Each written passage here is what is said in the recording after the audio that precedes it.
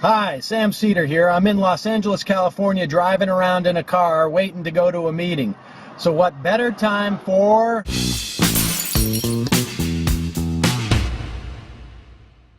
Okay, you know the drill. I randomly listen to 60 seconds of Rush Limbaugh, and then I respond to him in 90 seconds. I have my stopwatch here and turning on the radio. News on the hour, on the half, and when it breaks. Oops. Okay, let's try that again. And if he can win against a guy like Feingold, a lot of these other close elections are in play as well. There's way too much going on in terms of people who've never been politically active before, taking these extra steps to think that it isn't translating into the country as a whole. Add to this the really strong sense that the people in the middle have a strong case of buyer's remorse with regard to the president.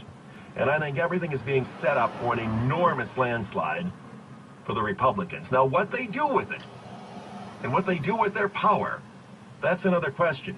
But I think this election is shaping up as a significant realignment of the Congress. Let's go to Sydney, Ohio, and Paul. Paul, it's your turn on the Rush Limbaugh program with Mark Belling. Hi, I want to make a point that while it's important to change the members of Congress and the Senate, those men need to go with an attitude of...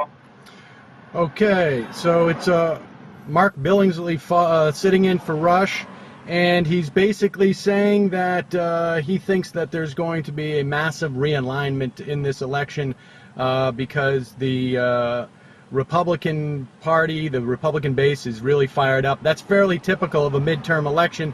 It's very possible that we could see Democrats lose control of the Congress, lose control of the Senate. I'm not so convinced. I'm not convinced that these people are really, there are any new voters coming to the polls. It's important to have enthusiasm during a midterm election, and it's certainly on the Republican side. But that doesn't mean that the Democrats aren't going to vote, because frankly, I think we've all seen what happens when Republicans control Congress. They created a huge financial meltdown, and even before the meltdown, they had created growth for corporations, but wages were stagnant over 8 years. They started 2 wars they couldn't finish, and on top of that, they deregulated everything to the point where we can't eat our eggs, we can't eat spinach, we can't eat beef, because they destroyed our regulatory infrastructure. So Billingsley might be right. There may be a huge Republican sweep, but only if Democrats sit back and think that somehow, as much as we may have problems with the current administration and frustration with the Congress and House, the Senate and the House, that somehow Republicans are going to be better. And I got news for you. They won't. They'll be a lot worse than they were last time. That's all.